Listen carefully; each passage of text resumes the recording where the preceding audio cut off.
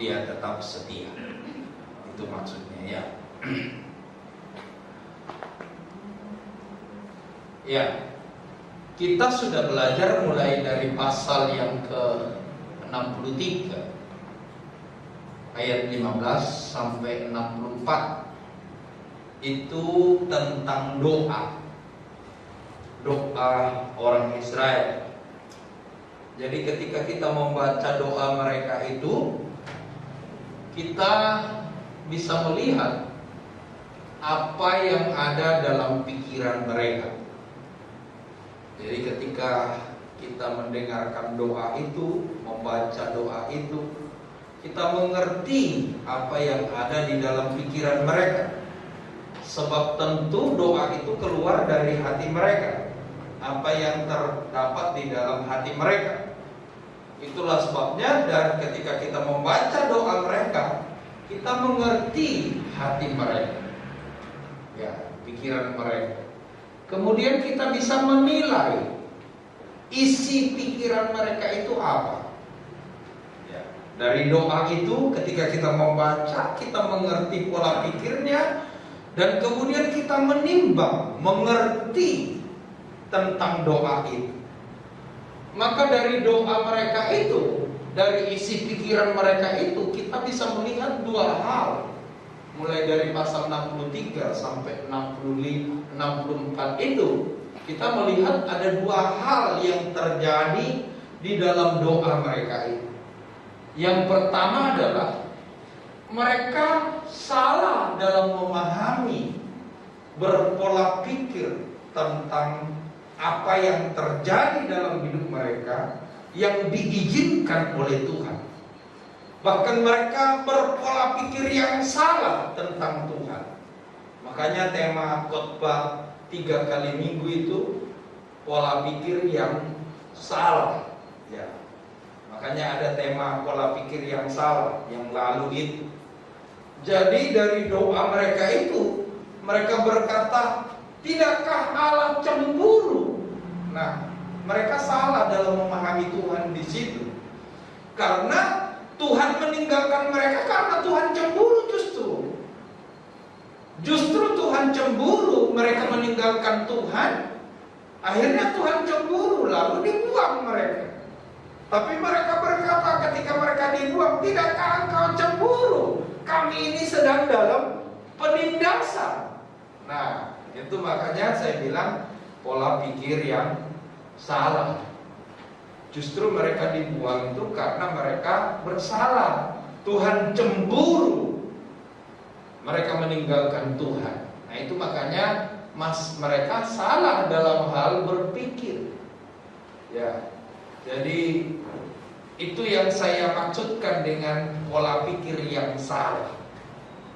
Mereka berkata, sekiranya Tuhan mengoyakkan langit. Nah, itu kan pola pikir yang salah.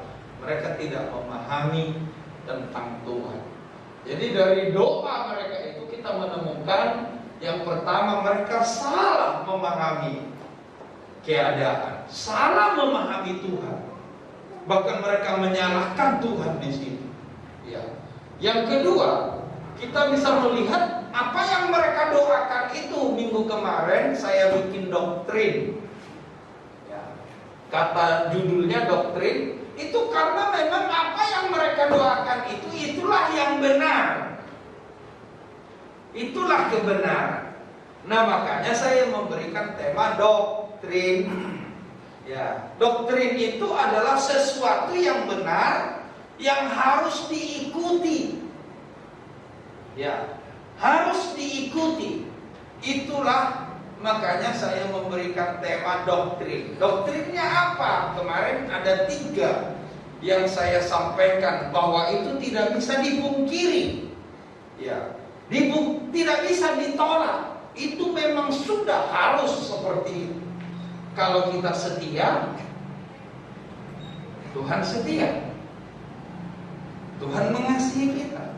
Tapi kalau kita berontak, Tuhan murka. Itu adalah doktrin. Ya. Itu perhatikan baik-baik. Kalau kita setia beribadah dengan sungguh-sungguh kepada Tuhan, maka Tuhan berkata, aku akan memberkati engkau. Itu doktrin. Tapi kalau kita meninggalkan Tuhan, memberontak terhadap Tuhan, Tuhan akan murka, itu pasti. Karena tidak ada seorang bapak yang mengizinkan anaknya jatuh. Makanya Tuhan murka. Jadi itu doktrin pertama. Saudara harus pahami sebagai anak Tuhan. Kita harus mengerti ini. Kalau kita baik, Tuhan akan memberkati kita. Tapi kalau kita murtad, Tuhan akan menghajar kita. Itulah doktrin. Yang kedua, doktrin yang kedua yang saya sampaikan kemarin, dosa itu selalu membuat kita jijik di mata Tuhan, seperti orang najis. Ya. Jadi makanya doa mereka itu berkata, kami ini seperti orang najis di hadapanmu. Itulah faktanya. Jadi kalau kita berdosa, kita adalah orang najis di mata Tuhan, sekalipun kita anak Tuhan. Karena Tuhan tidak pernah kompromi dengan dosa. Itu sudah pasti. Itulah doktrin. Ya, itu doktrin. Jadi dosa itu selalu membuat kita seperti orang najis. Dan yang seterusnya, doktrin yang seterusnya kemarin kita lihat bahwa ibadah orang berdosa itu sama seperti kain kotor. Ya. Jadi kita beribadah, tapi kita orang berdosa, ibadahmu sama seperti kain kotor. Kain kotor itu apa? Tidak ada yang mau pakai. Mampu. Jadi artinya Tuhan tidak suka ibadahnya orang berdosa. Itu doktrin itu. Tidak mungkin Tuhan menerima doanya orang beribadah. Orang beribadah yang berdosa. Tidak mungkin. Tuhan tidak mungkin mau. Makanya Tuhan berkata, bukan kurang panjang tangan Tuhan untuk menolong, tapi Dia menyembunyikan diri karena dosa dan pelanggaran. Jadi selama kita hidup di dalam dosa, ibadah kita sama dengan kain kotor, tidak laku. Ya, itu adalah doktrin. Makanya doa mereka itu seperti itu. Ibadah apa? Kesalehan kami seperti kain kotor. Jadi dari doa mereka itu kita bisa menemukan dua hal. Mereka salah dalam berpikir, tapi mereka juga punya pikiran yang sama dengan kebenaran firman Tuhan. Itulah yang kita temukan di pasal ini. Ya, sudah mulai paham, Pak? Supaya tidak apalagi. Soalnya kemarin saya tanya Pak Andrianto, yang minggu lalu saya kurang paham, makanya saya jelaskan lebih ini. Ya, boleh loh ya di WA. Jadi saya kurang paham khotbahnya, saya WA lagi, saya kasih, daripada saudara tidak pulang penasaran. Ya. Jadi saudara yang dikasih oleh Tuhan, inilah hasilnya dari doa mereka itu. Jadi kita dari doanya itu jangan mengikuti ini, kita mengikuti hal-hal yang benar. Ya. Nah, mari kita melihat pasal yang ke-65 ayat 1. Saya sudah tulis di sini supaya kita baca sama-sama. Saya tahu banyak di antara saudara yang tidak baca di rumah. Karena itu terpaksa saya kadang-kadang suruh baca. Mari kita baca 2, 3. Aku telah berkenan memberi petunjuk kepada orang yang tidak menanyakan aku. Aku telah berkenan ditemukan oleh orang yang tidak mencari aku. Aku telah berkata, ini aku kepada bangsa yang tidak memanggil nama. Jadi saudara lihat pasal 65 ayat 1 ini, ya, aku telah berkenan. Ini jawaban doa dari orang Israel. Mereka berkatakan, mengapa engkau membiarkan kami sesat? Mengapa engkau tidak cemburu? Jadi doa mereka itu di pasal 65 ini dijawab oleh Tuhan. Maka Tuhan berkata, aku telah berkenan memberi petunjuk kepada orang yang tidak menanyakan aku. Loh, kamu kok ngomong begini? Kira-kira begitu ya. Jadi kira-kira nanti kita teruskan. Ya. 65 ayat 2, 3. Sepanjang hari aku telah mengulurkan tanganku kepada suku bangsa yang memberontak, yang menempuh jalan yang tidak baik dan mengikuti rancangannya sendiri. Suku bangsa. Jadi kalau membaca ini seharusnya gini, sepanjang hari aku telah mengulurkan tanganku kepada yang menempuh jalan yang tidak baik dan yang mengikuti rancangannya sendiri. Nah, 63 ini juga seperti itu. Sepanjang hari aku telah mengulurkan tanganku kepada suku bangsa yang menyakitkan hatiku. Sepanjang hari senantiasa di depan mataku ia mempersembahkan senantiasa di depan mataku dengan mempersembahkan korban di taman-taman dewa dan membakar korban di atas batu bata. Nah, batu bata ini adalah buatan. Batu bata itu berarti sama dengan penyembahan berhala. Nah, itu. Jadi sepanjang hari Tuhan mengulurkan tangan kepada orang-orang yang modelnya seperti ini. Ya. Tapi mereka berkata, mengapa engkau mengizinkan kami sesat? Nah, ini jawabannya. Sepanjang hari loh. Nah, kok iya mereka masih tega nuduh? Nah, itu maksudnya ini jawabannya Tuhan di sini sebenarnya. Ini jawabannya. Jadi saudara mulai paham kan begitu? Ayat 6, ayat 4, 2, 3. Yang duduk di kuburan-kuburan dan bermalam di gua-gua. Ini orang Semedi. Ya, orang-orang Semedi. Anak Tuhan tidak boleh Semedi. Ya, orang Semedi itu salah. Tuhan tidak suka yang Semedi-Semedi. Dua, yang memakan daging babi. Lah, kemarin saya bilang sama Bu Sri, saya sejak membaca ini, aku ini kadang-kadang kalau dengar babi, makan daging babi, rodok kurang, akhirnya kurang serak karena udah bolak-balik saya baca ayat ini, menyediakan khotbah. Coba sudah baca 2, 3. Yang memakan daging babi dan kuah daging najis ada di dalam kuali mereka. Ganti RW. Karena jelas ditulis itu loh. Jadi aku itu makan. Ya, bukan berarti saya bilang sama Bu Sri, bukan berarti tidak boleh makan daging babi, tapi tidak tahu hati saya ngobrol di dalam hati saya soal daging babi ini. Padahal ini yang paling enak ya, haucap. Kita 65, 2, 3. Yang berkata, menjauhlah, jangan meraba aku, nanti engkau menjadi kudus olehku. Nah, ini orang berkata kudus ini. Tidak tahu dia sudah najis, tapi perasaan dia orang benar. Inilah orang yang paling goblok di dunia. Dia merasa benar, padahal salah. Dia merasa kudus, padahal najis. Inilah orang yang paling tolol sedunia. Ya.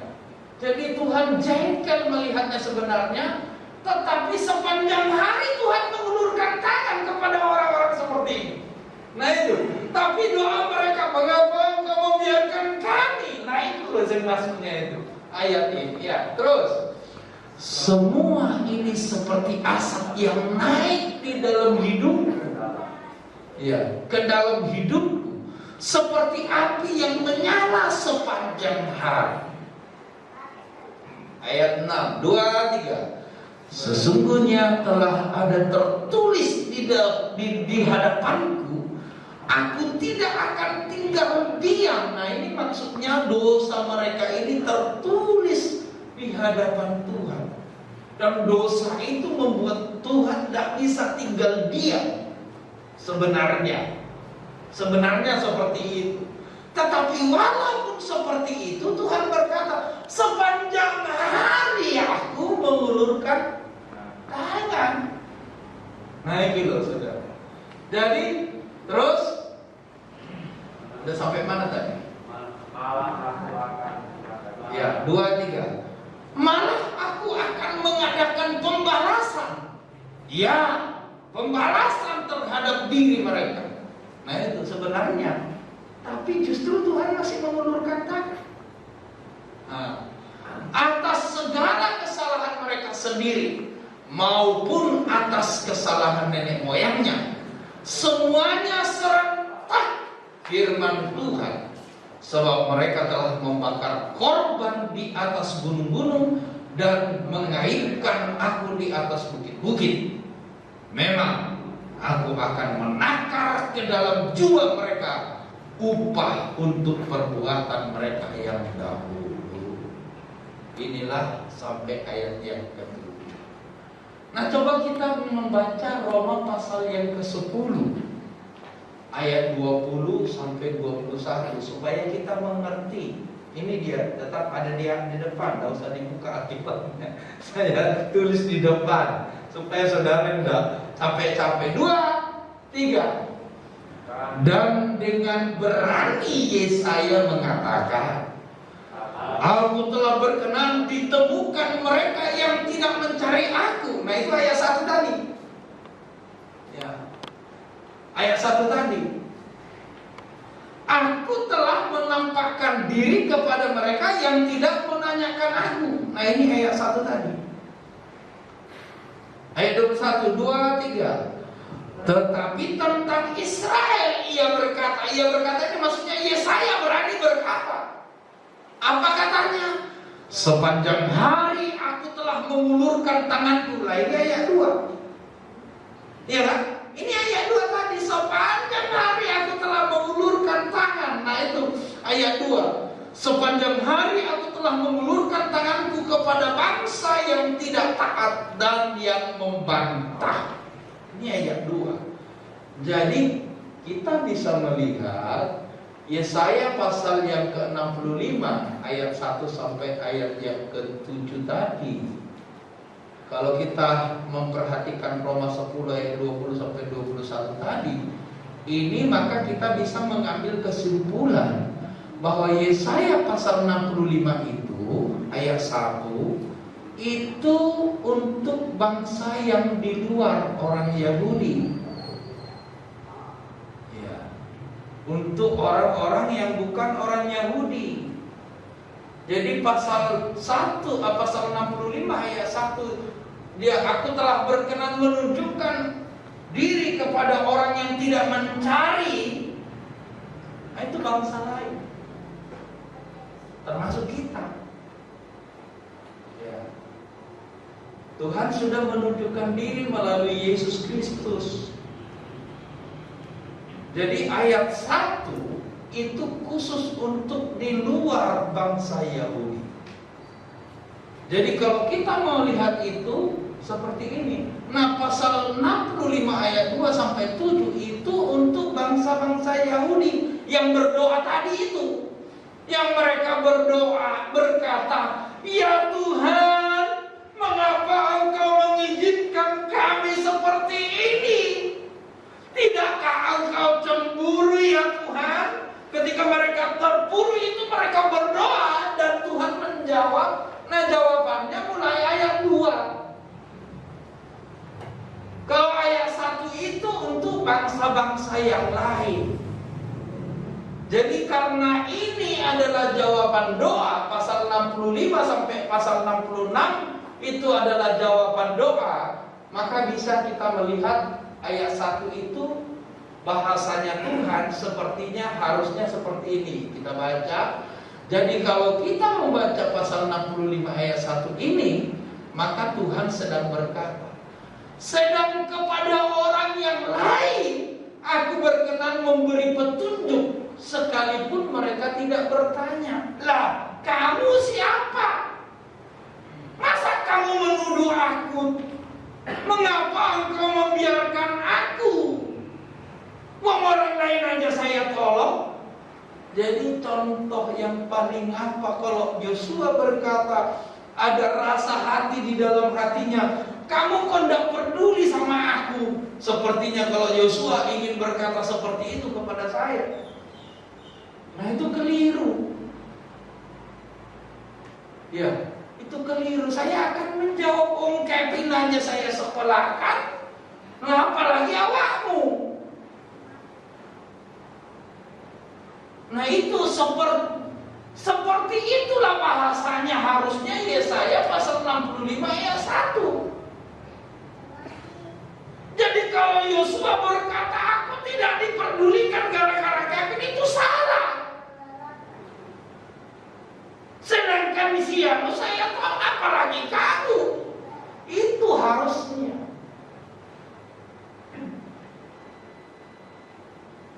Nah, sudah paham saudara? Pasal 65 itu seperti itu. Jadi kalau kita ngomel sama Tuhan itu tidak pantas.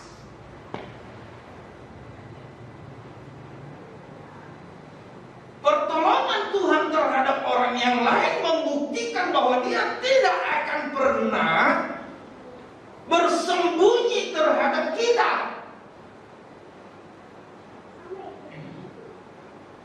Kasihnya terhadap orang lain itu adalah sisa dari kasihnya terhadap kita.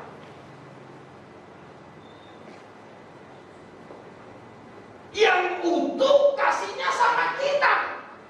Makanya ayat itu harusnya Tuhan sedang berkata, Yesaya pasal 65 ayat 1 itu kalau kita membaca, aku telah berkenan menunjukkan diri kepada orang yang tidak mencari aku. Maka karena ini adalah jawaban dari doa, maka Tuhan sedang berkata ini. Sedang kepada orang yang lain aku berkenan memberi petunjuk. Piye toh? Nah, kenapa kamu kok ngomong gitu? Loro hatine Tuhan. Itu loro hati. Tuduhannya salah. Ya. Ini yang maksudnya. Tuduhannya salah. Tuhan itu tidak pernah meninggalkan orang Israel kalau tidak memberontak. Tapi doktrinnya memang begitu. Tuhan itu pasti melihat orang yang berdosa itu selalu Tuhan melihat najis.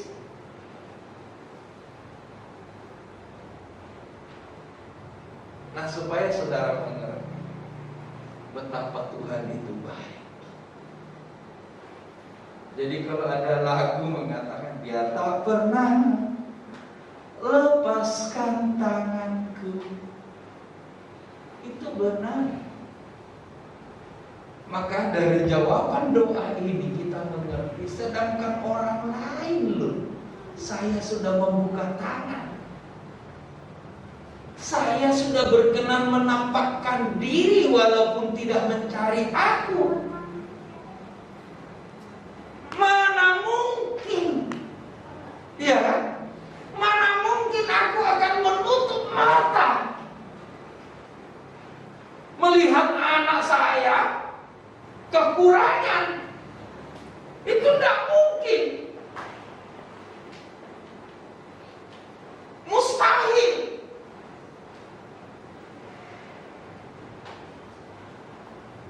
Itu loh maksudnya. Ketika saya membawa Kevin ke sini sekolah, bukan Saya itu tidak ingin berkata, kamu tidak bisa saya sekolahkan, tidak apa-apa, yang penting Kevin. Salah. Perhitungan kami sudah bisa menyekolahkan dia dengan baik, sisanya bisa menyekolahkan Kevin. Seperti itu pola pikirnya. Saya hanya ingin memberikan contoh ya, memberikan perbandingan supaya saudara memahami ayat ini. Saya bisa jamin lulus Joshua itu sampai sarjana, saya yakin bisa. Makanya kami mengambil Kevin sebagai balas pengganti karena kami tidak bisa melayani orang tua. Jadi kalau Joshua berkata gara-gara Kevin, itu keliru pola pikirnya. Jadi ayat ini seharusnya sedangkan Kevin ditolong, apalagi saya, harusnya seperti itu. Nah itulah kata-kata ini. Jadi itu contoh supaya gampang saudara bisa memahami. Ya, sudah paham saudara? Sudah paham? Jadi saudara lihat Tuhan itu baik. Kita menuduh Tuhan, jangan, kenapa engkau biarkan? Artinya Tuhan itu lorong. Orang lain aja saya tolong, bagaimana kamu berkata aku tidak menolong kamu? Nah itu ayat. Memang Tuhan kita itu manis dan lembut. Dia Allah yang luar biasa. Saudara sadarlah itu. Tidak ada kasih yang seperti kasihnya. Ya. Bapak, Ibu mengasihi kita betul, tapi Tuhan tidak bisa ada yang sama dengan Dia. Dia Allah yang luar biasa. Amin. Jadi kalau kita membaca pasal ini ayat 1, maka hasilnya ini malah kamu menuduh aku. Tuduhannya apa? Di mana kecemburuanmu? Tuduhannya apa? Ya Tuhan, mengapa engkau biarkan kami sesat dari jalan-Mu? Tuduhannya apa? Ya Tuhan, mengapa engkau tegarkan hati kami sehingga tidak takut kepadamu? Jadi jawabannya hari ini dia berkata, orang lain aku tolong, bagaimana mungkin aku tidak menolong kamu? Kalau pertolongan tidak datang sama kamu, itu berarti pertama, pahamilah doktrinnya. Kalau engkau setia, Tuhan akan setia. Kalau engkau memberontak, Tuhan akan pukul. Itu doktrinnya. Pahamilah doktrinnya. Kalau engkau berdosa, bagi Tuhan kamu najis. Najis itu apa? Ditinggal, disingkirkan, tidak bisa bertemu.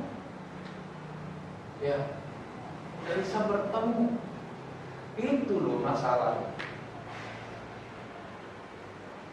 Saya sudah beribadah, saya bayar perpuluhan, tapi hidup di dalam dosa. Maka ayatnya berlaku dengan kata kesalehan orang berdosa seperti kain kotor. Semua ibadah yang dilakukan tapi hidup di gereja dia setia, tapi di luar dia, nah ini tidak bakalan dijawab. Karena apa? Kain kotor. Nah kita mulai memahami mengapa kita tidak diberkati oleh Tuhan.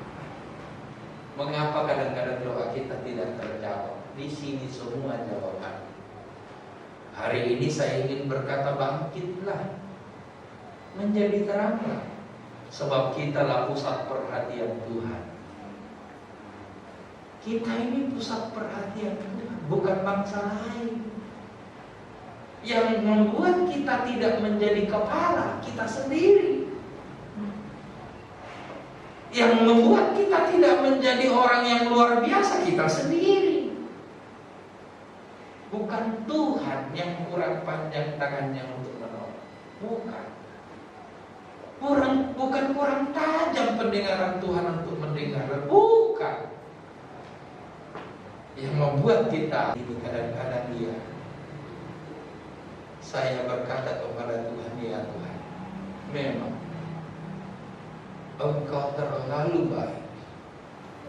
Cuman kadang-kadang kami ini yang kurang ajar, selalu kurang dan selalu kurang, dan merasa kami kadang-kadang benar.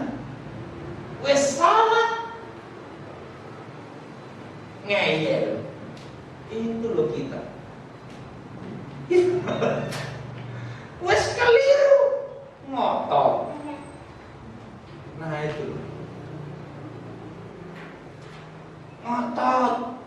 Nah, akhirnya wes kebentur. Ya Tuhan, kenapa Engkau biarkan aku? Wes kebentuk itu, wes banyak-banyak. Baru ngomong, ya Tuhan, mengapa Engkau biarkan aku? Tapi kalau masih khotbah seperti ini, belum ada apa-apa, kita mengalah. Pendeta bisa aja ngomongnya. Ya kan? Firman Tuhan, ya bisa aja. Pak pendeta ngomongnya. Apabila kau sudah kebentuk banyak kabeh, baru ngomong, ya Tuhan, kenapa Tuhan tidak maksa saya supaya setia? Lah bayangkan saudara. Nah hari ini Tuhan berkata, kamu itu bagaimana? Setiap hari loh. Nah itu dia. Jadi simple sebenarnya. Ketika kita membaca ayat pasal 65 ayat 1 sampai 7 itu ya begitu itu. Hasilnya seperti itu. Sahabat Bung, kenapa kok pelan? Nah, segala perbuatanmu yang menyakitkan hatiku telah tertulis di hadapanku. Itu tadi ayat keberapa itu? 6. Ayat 6 dan 7. Tertulis di hadapan semua kejahatanmu itu di mataku loh, di depan mataku. Kamu mempersembahkan di taman dewa-dewa. Itu kan gitu. Setiap hari loh aku melihat kamu mempersembahkan persembahan kepada dewa. Lah kepadaku kamu tinggalkan. Sakit. Tapi aku tidak bisa melupakan engkau. Setiap hari aku ulurkan tanganku. Jadi kalau kita membaca, inilah bahasanya. Sepanjang segala perbuatanmu yang menyakitkan hatiku telah tertulis di hadapanku, tetapi aku tetap mengulurkan tanganku setiap hari. Bagaimana saudara? Inilah jawaban Tuhan terhadap pergumulan kita. Ya kan? Inilah jawabannya. Jadi kalau kita berkata, mengapa? Salah besar. Salah besar. Kita ngotot, kita ngeyel. Ya. Pendeta memang kita tidak jawab, tapi hati kita jengkel. Apa doain? Sama kemauan saudara. Nah itulah salah. Itulah ayat ini sederhana sekali, tapi bacanya nangis. Kalau sampai Yosua mengatakan kasih kami berkurang sama dia, itu menangis, hati ini menangis. Nah iso seolah-olah pengorbanan selama ini sepertinya tidak ada artinya. Itulah ayat ini. Itulah ayat ini. Makanya Paulus waktu kita musuh pun dia memberi pertolongan. Apalagi sekarang kita sudah jadi anak, mustahil. Haleluya. Mudah-mudahan kita semua sadar dengan jawaban Tuhan ini. Kalau kita membaca ayat 3, kita akan membacanya seperti ini. Ya, kita baca sama-sama dah, supaya dah aku tak yang membaca. 2, 3. Di depan mataku senantiasa engkau mempersembahkan korban di taman-taman dewa dan membakar korban di atas batu bata. Sakit hatiku, tetapi setiap hari aku mengulurkan tanganku untuk memberi pertolongan. Tetapi kamu menuduh aku. Di mana kecemburuanmu? Mengapa kau membiarkan kami? Mengapa? Nah, coba kalau saudara yang jadi Tuhan. Nah, ini jawabannya. Ya.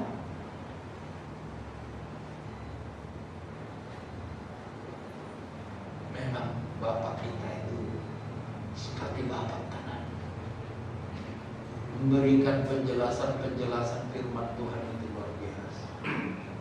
Bagi saya, ketika saya membaca kitab Yesaya ini dengan segala pengalaman kita, memang aduh, Tuhan itu memang panjang sabar, penuh kemurahan, maha pengasih dan maha pengampun. Itu benar sekali. Kadang-kadang kita yang tidak tahu diri, kita ini selalu menganggap kurang. Kita lupa bahwa kitalah yang membuang segala berkat itu. Kitalah yang membuang segala kesempatan itu. Kitalah yang agak remeh menjaga hidup kita sebagai orang percaya. Nah, kesimpulannya apa? Untuk menjawab pertanyaan mereka di dalam doa mereka, pasal 63 sampai 64, maka 65 ini dijawab oleh Tuhan. Bukan aku yang membiarkan kamu, tetapi kamu yang tidak mau mengulurkan tangan, mendengarkan aku. Ya. Sedang orang lain saya tolong, apalagi kamu, tetapi kamu meninggalkan aku. Itulah jawabannya mulai pasal yang ke-65 yang 1 sampai ayat yang ke-7. Amin.